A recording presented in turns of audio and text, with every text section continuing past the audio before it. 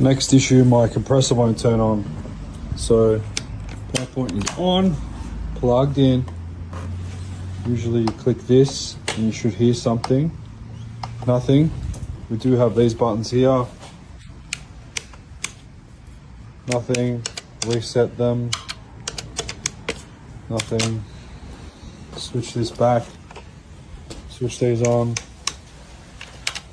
Nothing at all. Completely dead. What am I doing wrong?